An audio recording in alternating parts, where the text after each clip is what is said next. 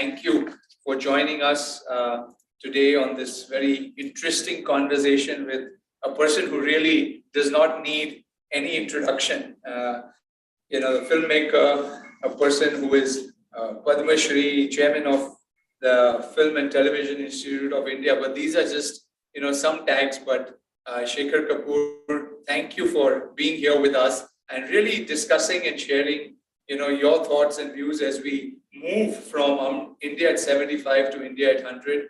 As our Honorable Prime Minister likes to call the Amrit Kal, the next 25 years of accelerated change where India will achieve a position of global leadership.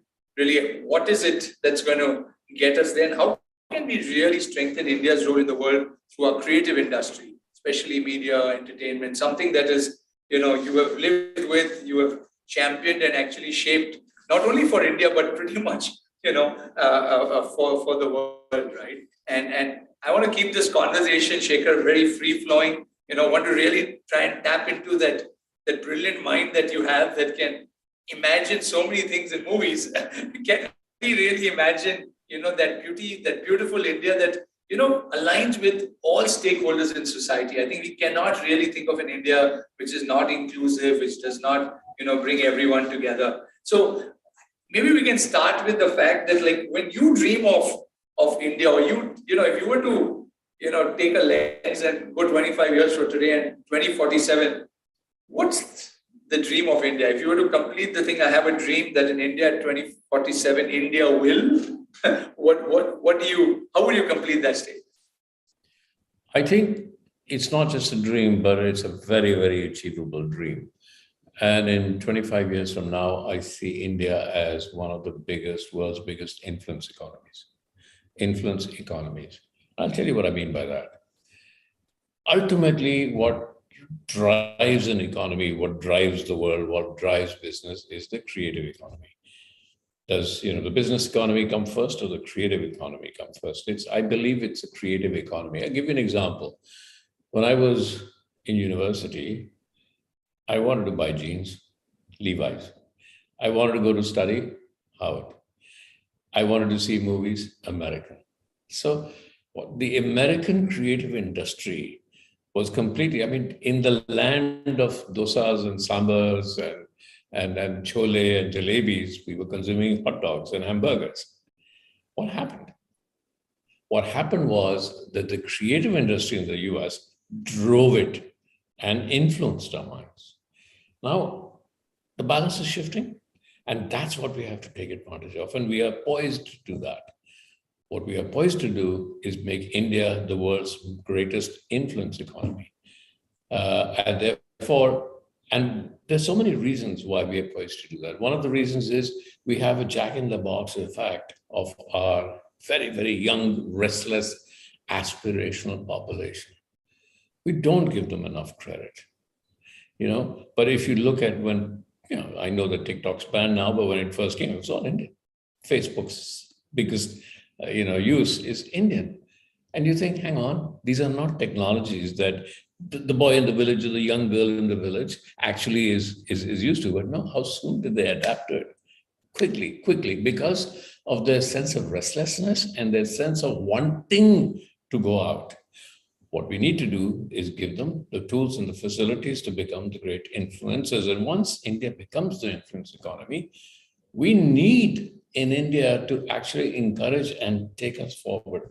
And as a chairman of the FTII and a lot of other things that I'm talking to everybody about is where. So first I'll talk about the influence economy. Let's now talk about what will dominate the influence economy. When the internet first came, everybody laughed. Aiki cheez hondi ji. What is internet? Internet kya hai? And if I told when the internet first came out in the late 70s or 80s, what the internet is doing to us today, well, I said, you're crazy. Now, the next phase of the internet is arriving, and it's a word that a lot of people use, don't quite understand, but it's metaverse. Metaverse includes the internet, includes AI, includes VR. Metaverse is going to be a few $1 trillion economy in its own. So what is metaverse? It is a way that you can express yourself digitally, have avatars of yourself. And it's where you go to school in metaverse, you watch films in metaverse. It's also one of the biggest social media platforms that it will emerge. So if India, what is India's advantage for the metaverse? India's advantage is that it has the largest base of technology people, technological people. Yeah, we've created it. We've created it. Unfortunately, we've created the great coders and all, huge base. I think China and India lead in the very base of technology savvy people. And so that coupled with the fact that in the creative industry, if any time you're looking at just the DOPs, for example, I was telling somebody, working in Mumbai itself, it probably, you total it up, it's the number of DOPs working in all of Europe and all of so. So we have a great creative urge. We have a young youth population. India has one of the largest percentages of teenagers, and we have the ability to dive into the next phase of what I call the driver of the influence economy. Now, I've said a lot of things. I've talked about young people. I've talked about technology. Of course, there's climate change. Now, one of the things that I'm seeing in the next 25 years, climate change is going to bring nations together. I know we're seeing a lot of wars, and if you look around the world right now, you see a lot of people, okay, there's a war going on in Ukraine, there's issues in Europe, there's issues in Africa, there are issues in India. But the fundamental idea that, for example, if the rivers run dry, and it affects everybody, it just doesn't affect one nation. If the glaciers go wrong and the glaciers dry up, we're all affected. So I think that one of the things that's going to happen is that climate change is going to sort of fuzz up national boundaries and bring people together with a common purpose to stop the world, stop the planet from bleeding into climate change. That's one thing that's going to happen. And the third thing in India is, India is more than a nation. India is an identity. I mean, when I look at social media, we might be fighting a lot amongst ourselves, but we don't forget that there is an identity. What is the identity that is India? That's really important. And we keep saying it's it's who are we as a people? But I find that there is a social identity that's very common and collective. There's a collective identity in India, which Europe doesn't have it. The US doesn't seem to have it, except, we're Americans. But there's a deep-rooted cultural identity that Indians seem to have. And the Indian youth have a lot.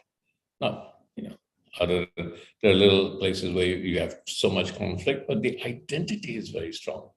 So I've talked about the influence economy. I've talked about the future of media and entertainment.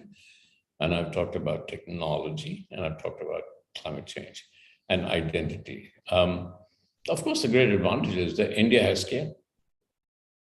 Any new technology that comes up, and any like with Facebook, or any new site with social identity, or we have the scale to actually build.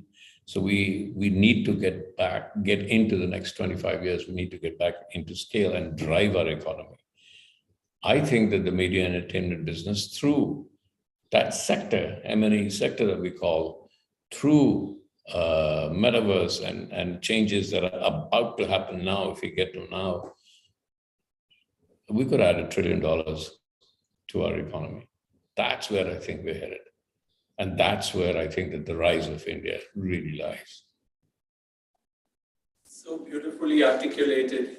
I think you covered a whole spectrum of items, but I think keeping that central Indian at the core, through the identity, becoming an influencer, creator, caring for the planet, and then through both performance and price, because scale also brings affordability. I think India has the opportunity to really take on the world in more ways than one. And Shekhar, I couldn't agree with you more on metaverse, because we've been in the business of gaming and all of that, esports, and we see the evolution of just the fact that one could own digital assets, right? Today, pretty much like you would own any physical asset. And that opportunity that gets unlocked in a world which is so unexplored, is really creating an opportunity which is hundreds of trillions of dollars, probably like what is the real world economy potentially for the Gen Zs, which you rightly said, those 1 in 10 people in the world being an Indian under the age of 25. So great vision, great thing, great prospect. But as we go on this journey, Shekhar, where do you see the challenges, right? I mean, if you were to kind of think, what can prevent us from making this dream and this vision come true? What would you think we got to address right away? I'm going to go back to something that you raised. We talked about a metaverse. We created in India a metaverse thousands and thousands and 1,000 years ago. The Mahabharata is a metaverse. What is the metaverse? See, when the Mahabharata evolved, the Mahabharata was a spoken story. So when I speak to you and I narrate to you the Mahabharata, and then you narrate it to somebody else, that's, you have already interpreted Mahabharata, and you'll probably add a few characters, change a few stories, and then tell the story again. We are the land of storytellers. And it's the land of storytellers that will dominate the metaverse. Nothing that you can tell me in sort of media entertainment. Technology will change, everything changes, storytelling doesn't. Because all perception is about storytelling. If I'm looking at my computer now, I call it a computer, but I cannot even perceive my computer without telling myself the story of the computer. So I tell a lot of people that when I teach storytelling, that if you are telling a story to people and people are learning your story, you're failing. What you have to do is you have to tell a story, encouraging the listener to imagine their own story. Otherwise, it doesn't work. So we, as storytellers, are story imaginers. We provoke imagination, and that was what the Mahabharata was. Till actually the Gutenberg press came along and said, you have to publish it, there has to be one Mahabharata. Suddenly the evolution of storytelling of different branches, and I often look at that as a rainforest, new seeds, new trees, new things, and every day it's changing, the sun shines. And then now the metaverse has unlocked all of that. It's unlocked all of that. So you ask me, what will hold us back, and what do we need to encourage this? We need to understand that not everything happens from, we think that those that we are educated and we are kind of privileged and we understand the metaverse because we've all been to, good engineering colleges and everything. Actually, the metaverse is the revolution of the people who we right now call the bottom of the pyramid. So what am I really saying? We have to unlock these terms. We have to unlock technology. We have to unlock what I call the arrogance of terms and arrogance of technology. When I meet private equity investors, every day, and they say metaverse, and I said, no. Go to a village in India, explain to them what a metaverse is, and I promise you, in 5 minutes, they'll understand it better than you do. Yeah. So what am I saying is that what we call the bottom of the pyramid, I don't call it the bottom of the pyramid, because if we take that away, the top collapses. So we are not a pyramidical structure. So we need to go down to the very roots of our society. And who said it better? It was Gandhi. Mahatma Gandhi said, India comes up from its roots. It doesn't come down from the top. So the one thing that I would say in the next 25 years, we have to unlock the opportunity and unlock the understanding, and not be arrogant about our technology, but allow the people, who we call the bottom of the pyramid, we have to allow them to evolve. And through their evolution, we will be creating for the rest of the world a new economy, a new influence economy, a new metaverse. Otherwise, the metaverse is right now locked into private equity players, it's locked into MIT, it's locked here, it's locked there, and we worship it. We have to stop worshiping that idea. We have to let that go. So that's the one thing that's very important for India to understand, that India will evolve and will take influence to the world from what we right now call the bottom of the pyramid. That's what we have to completely unlock. And you're so bang on because, when we talk of India achieving global leadership, India being able to, become one of the top three largest economies in the world, higher GDP. I think if each of these bottom of the pyramid, what you described becomes a producer first and then a consumer, and you're able to give an opportunity to make that happen, I think this becomes a very virtuous cycle. And somewhere, the whole Web3 and this entire world is, and what you talk of an influence economy is enabling people to kind of become income generators literally from where they are, using different skill sets, using different aspects of ways in which they could contribute to make that happen. So I think if this narrative gets tied in into a larger, say, policy framework that can be rolled out at scale, I think your dream of what you rightly mentioned, Mahatma Gandhi's the roots really becoming the foundation block for the stronger India, just becomes so real. But again, when we come to this, how do we take this and so many other career opportunities that come out from the areas of arts and filmmaking and this metaverse? Like what you rightly said, there is talent, right? There's creative talent, there's engineering talent, there's all of this. But to really unleash employment at scale or livelihood opportunities at scale, what can be done? I mean, I'm sure you've seen this happen around the world. You've been so deep in this industry. How do we get more people involved in this sector? As I've often been talking to everybody, especially as I've been talking with being the head of FTII, is that we're inherently storytellers. India is full of art, full of folk tales, full of dance, full of that. What's changing is the technology of delivery of that. So I can tell you a story, I can tell a story here and there, but what I think that we need to teach a lot is how do you deliver it? I mean, a film, it's changing. The way we deliver films will change. We talked about OTT platforms. We never knew those. But once we get into the metaverse, they'll be even different. So the technology of delivering art and to teach that technology and give the artist, whether it's a storyteller, whether he or she is a dancer or a singer, to allow them and understand the technology of delivering it to the rest of the world. I mean, we're never going to influence the rest of the world till our artists and storytellers can actually reach out and influence them. So the technology of reaching out is what we have to give them. That's what we have to do, because there is art wherever you go.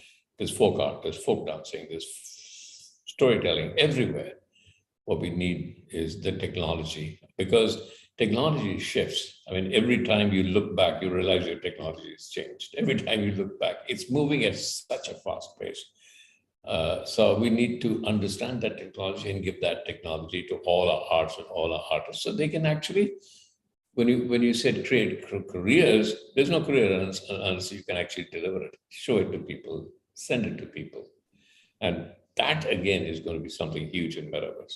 You create your own identity in the metaverse. You create your own society, your own culture, your own group, and metaverse is going to make it much easier for you. So I come back, and I know that I keep mentioning, after having accused every private equity player of using the word metaverse without actually understanding what it means. We know what it means. We've seen it. As I said, Mahabharata was a spoken metaverse. That's what it is. A metaverse is your characters. You identify, you culturally identify with characters that the whole nation, the whole society, the whole culture identifies with. Once you achieve that, that becomes a metaverse. Yeah. No, and where the human mind goes, evolution follows, right? So if you look at even the human evolution, right, I think it's moved at such a pace. Even if you see kids today, their ability to be able to multitask, the ability to handle technology are just very different from previous generations, right? So I think even nature supports probably in some way this progression. But one technology, Shekhar, that is disrupted, especially the way people consume content, is OTT, right? You mentioned OTT now, right? And in India particularly, because you are in this position, with the filmmaking and how it has happened in the pandemic has just accelerated the entire OTT platform for consumption vis-a-vis theaters and all. How do you see that shape up in the future, particularly, this distribution and consumption on the films and long-form content, etc.? Even the OTT is an evolving idea. Even the OTT is going to face huge problems soon. Because the generation that is growing up now is not going to sit back like we did and we were trained to do and we've got accustomed to, Acha kahani sunao. Like, they'll say, Acha bhaiya, kahani mein hum kaun hai? Now, partly we do that with the way we tell stories. When my grandmother used to tell me a story, I only listened to part of the story. The rest of it was me evolving the story in my mind. But now, even when somebody watches OTT, acha hai, bahut achhi kahani, main kaun hu usme? And so that's what gaming is. That you are a person within the game, playing the game, understanding and creating experiences for yourself.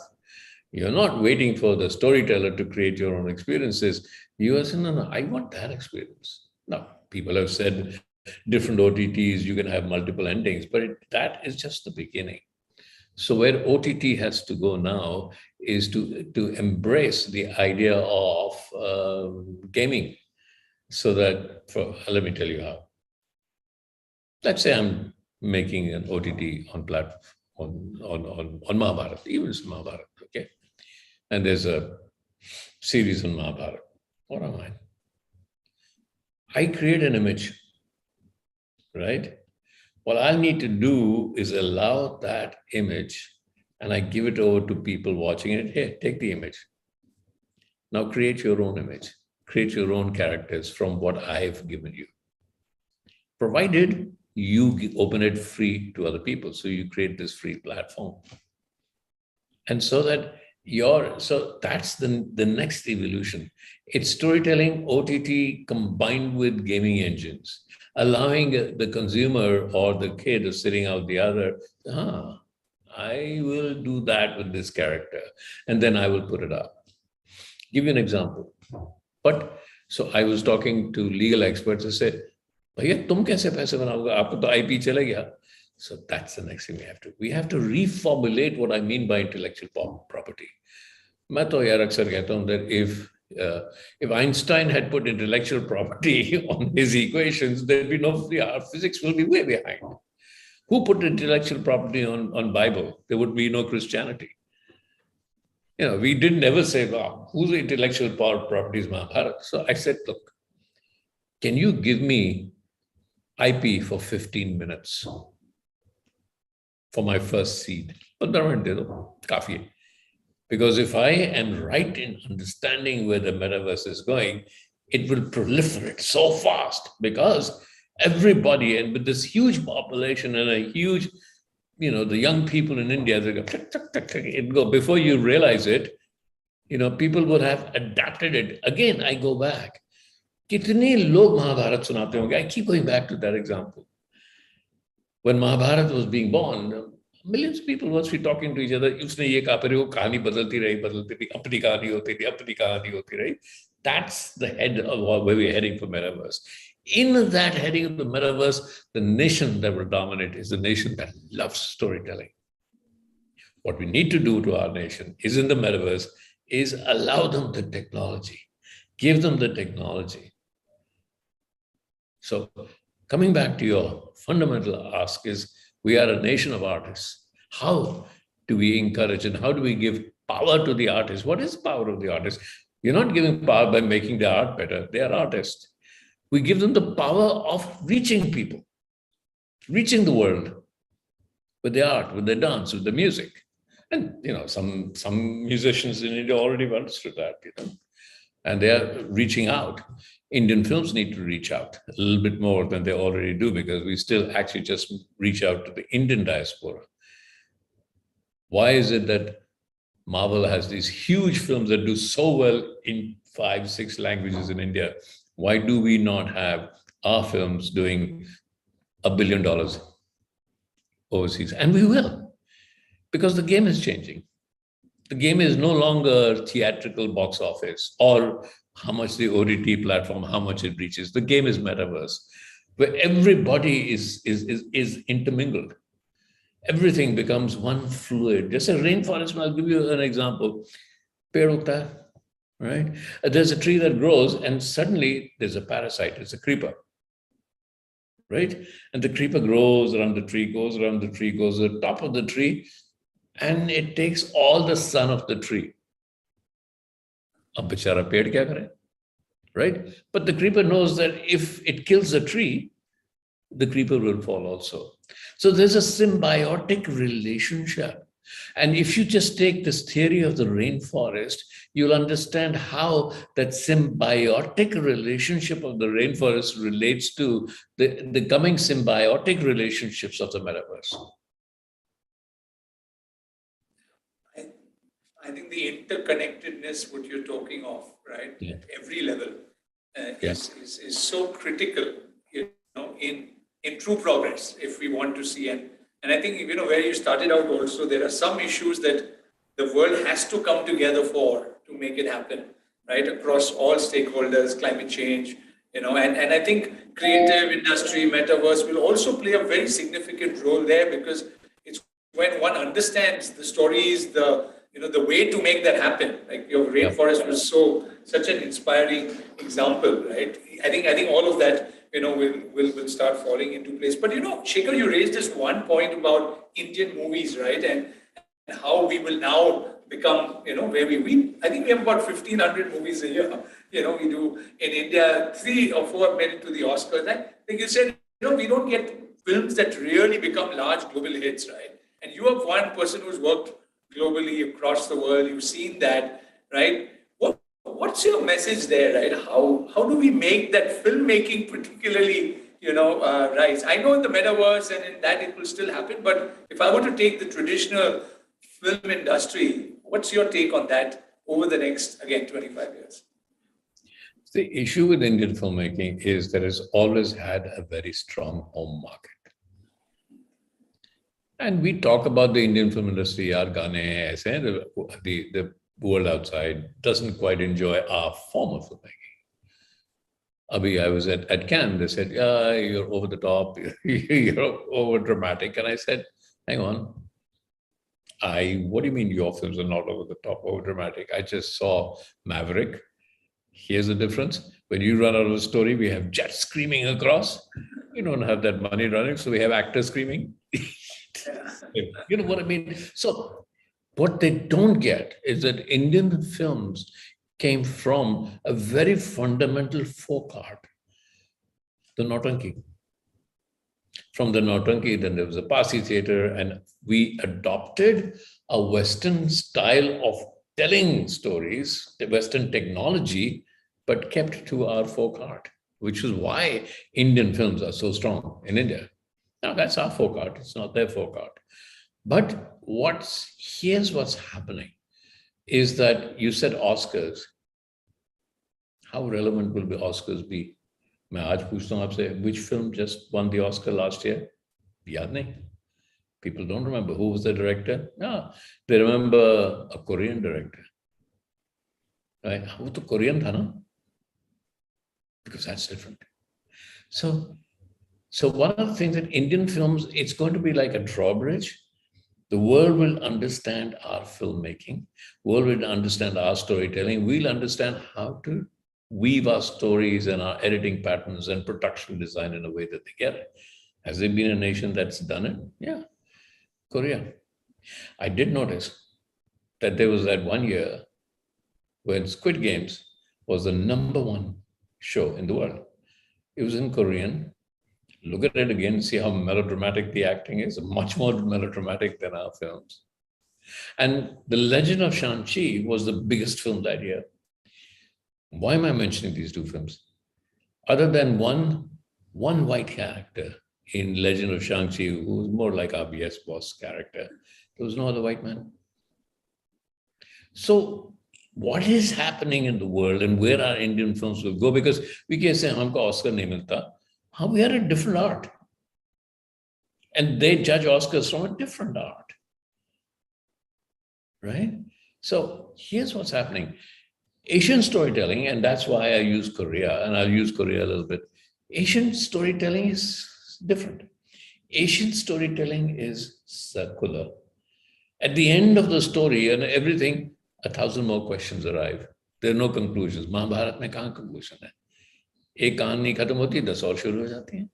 So in our storytelling, the idea of destiny is very prevalent, as it is in China, as it is in Korea, as it is in Japan. In Western forms of storytelling, the idea of the single individual, the will, is so strong. So if you look at them, sniper, anything, the individual will becomes much stronger than a statement of destiny. But because of the market shifts towards Asia, all of these people are coming to us. And I'm not saying we are so brilliant that you should all come to us. There are a lot of places where we as Indian filmmakers need to understand our production design needs it, because more and more, especially with gaming, half the story is told by the design. Right. We don't concentrate on production design. Things like that we have to improve. But we don't have to flog ourselves because we are not getting Oscars, because we are a different form of storytellers. And the world, and we are more Asian. When I went out to do Elizabeth, I had to ask myself, every artist has to find out who they are in the context of the art that he wants to create. And I realized I will never succeed with Elizabeth if I try to be English or British. I'm not.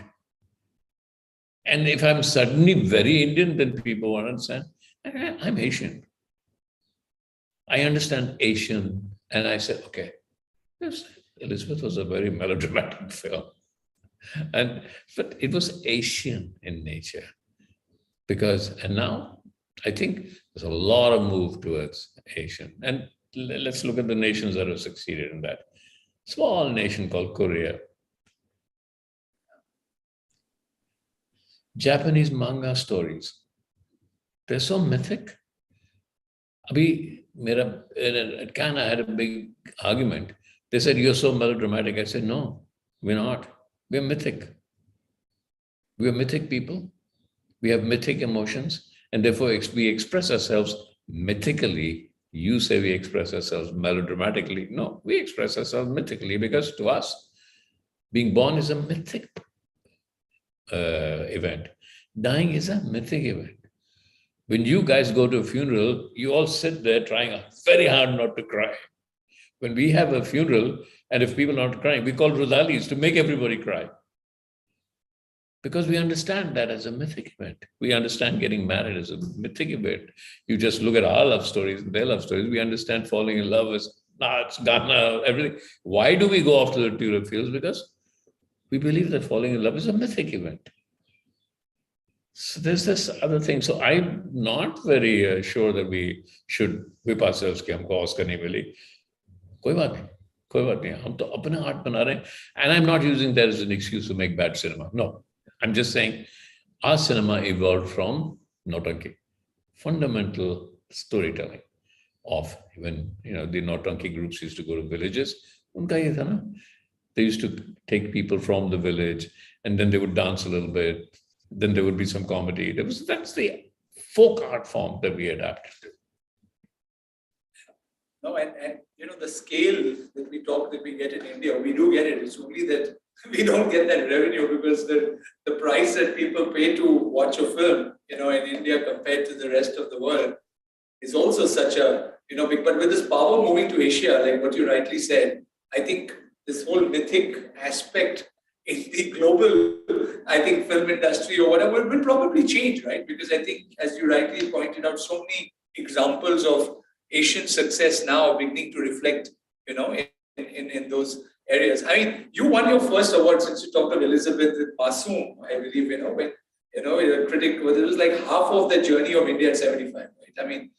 We were, I think it was in 1983, which is nearly 35, 37 years ago. So if one, looks at, again, filmmaking then, last 35, 37 years, the midpoint of this, India, 75 years is again just post-independence. India is, of course, thousands of years old culture, which gets reflected in all those folk stories. How has it changed? Do you see this last half of the 75 years changing? And on that basis, how will next 25 years kind of evolve? Right? Can we learn from the past for the future? Contrary to what people say, Indian cinema has constantly reflected shifts in our culture, shifts in our society. So, for example, the coming of Amitabh Bachchan as this angry young urban angry young man represented a lot the population shifts from the urban area to from the rural area to the urban area with young men and young people coming looking for jobs. And that gave rise to the very angst of the loneliness because they left families, they left community. So coming out of the community into what we call an urban jungle and being lonely.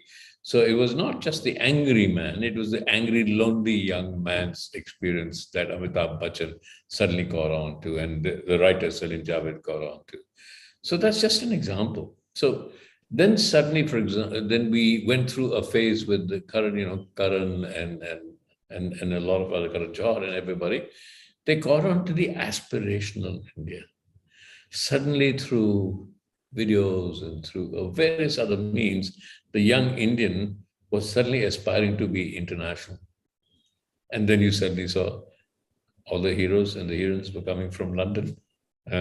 So they lived in London and they came back denying the London experience in favor of Ghar ka khana hai, ye khana hai. But the sudden splurge of those films was the aspirational young Indian wanting to wear and be in contact with the rest of the world, which they had been denied for a long time. So they saw it through their film.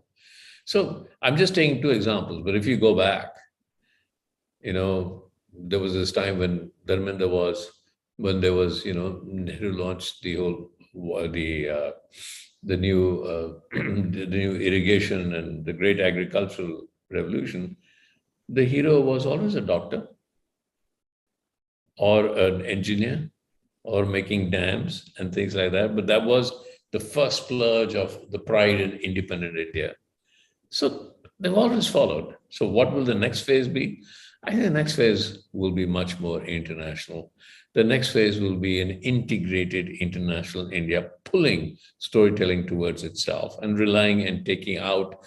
See, storytelling is not external. It's very internal. And the deeper the internal bonds with your storytelling, the more influence you will have. And we have such deep bonds with our cultural storytelling. So I think the next phase of India will be adopting more Western technology. Metaverse is Western technology.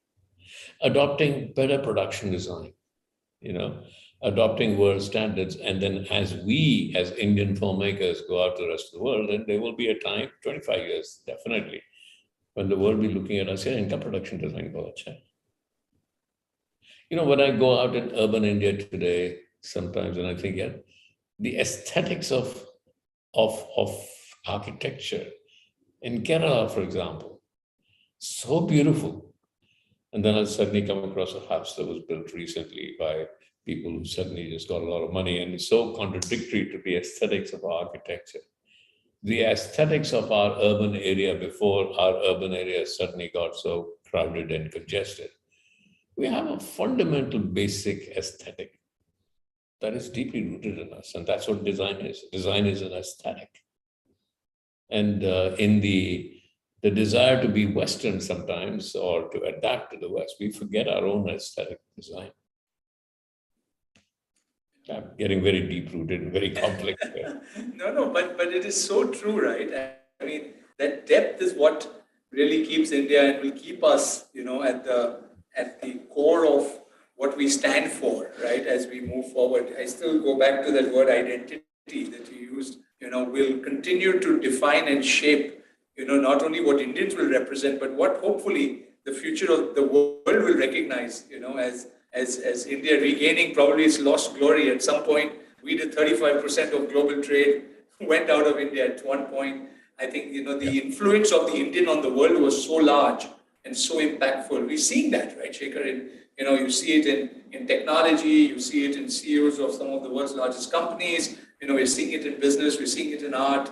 People like yourself and so many others who have become, strong global brand ambassadors, for India. But, as we continue to integrate deeper with the world, like what you rightly said, what do you think are some of the global benchmarks, that Indian art, literature, movie, television fraternity can take inspiration from, right? And is there some role from a policy perspective, that can help direct and shape this future?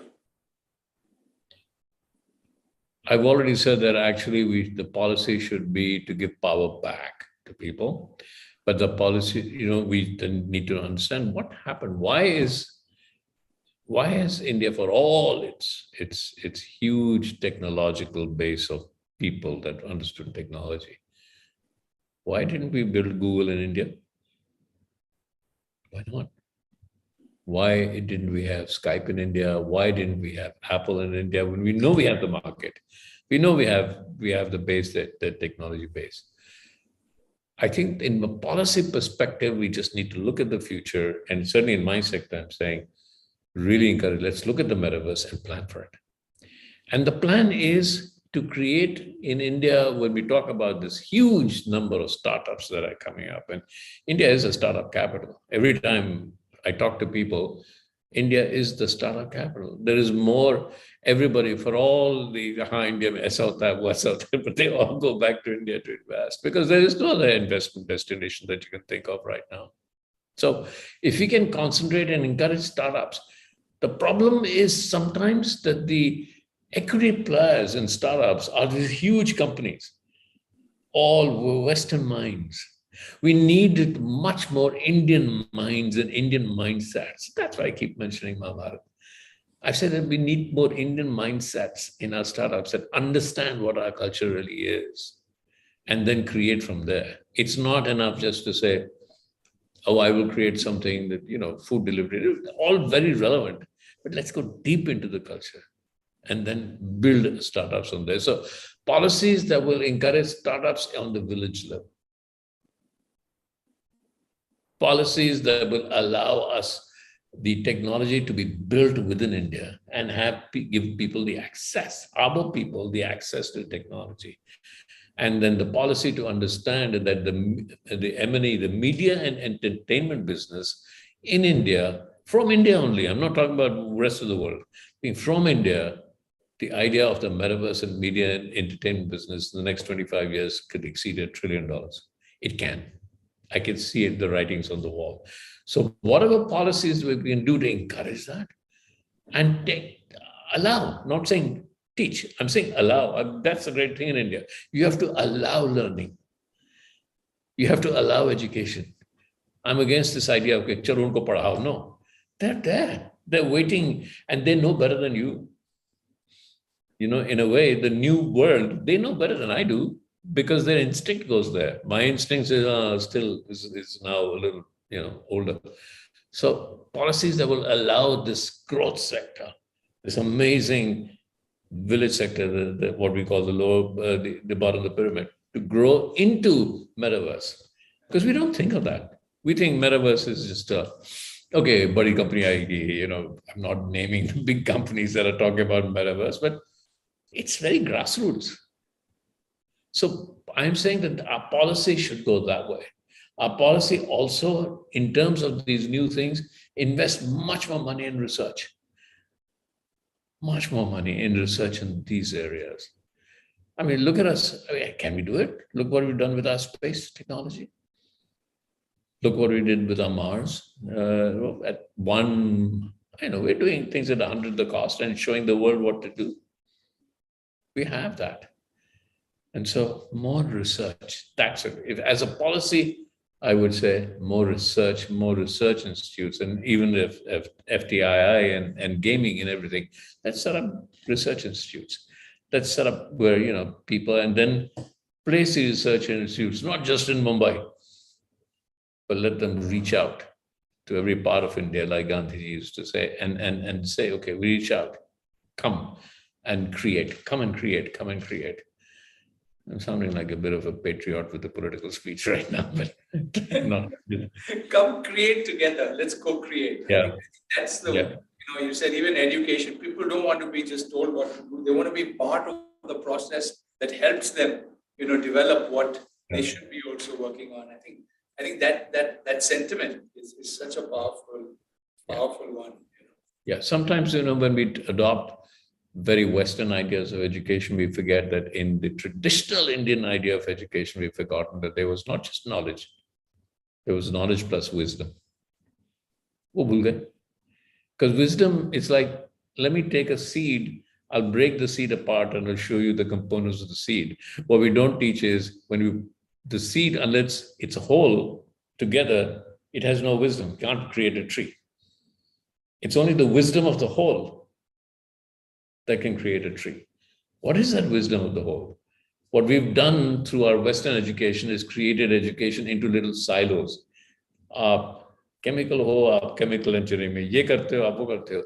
So gradually, we've narrowed our focus of knowledge and ability down, and we've forgotten the wisdom of the whole. And I've often thought that the reason Silicon Valley did so well is because everything is together and they all talk to each other. India is one huge Silicon Valley. It's not just Bangalore or Hyderabad or Delhi or Pune or Calcutta. It's a whole Silicon Valley in terms of the wisdom of the whole. Mara Gurukul wahi to tha. The wisdom. Whole went to Silicon Valley and to a large part of the world from India, right? I mean, historically, it's India who has, shaped that. And I think that's the way, this entire ecosystem working together would probably, be amazing. But Shekhar, I don't know, I'm looking at the time, how 40, 50 minutes have passed. And I know we can continue, talking for as much time, because it's such a, interesting topic, and you've been so engaging, and your art of storytelling here, I'm sure, has inspired so many across the country, and policymakers and others who can take a cue on how we can really shape this future of our country, especially the next 25 years, in the most imaginative way, but still really go down to grassroots and make the right changes happen to deliver on this. One thing is for sure, Shekhar, I'm going to take you up on many of the pieces that we have talked about,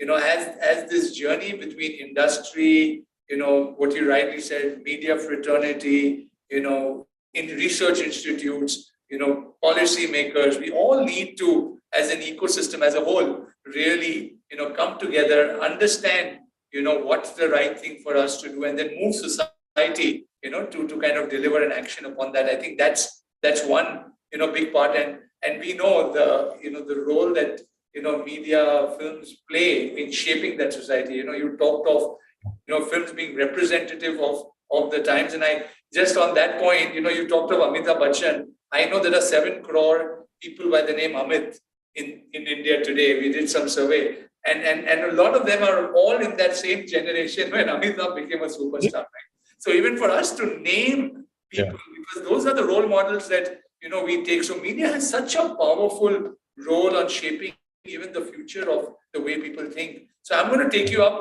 on this as we, try and mobilize the right thought leaders, to shape this. But it's been such an enriching, 45, 50 minutes with you. And thank you so much for sparing your time and shaping this. My pleasure, Rajan. My pleasure. Lovely. Thank you. Thank you. Thanks Thank so you much. so much. Thank you.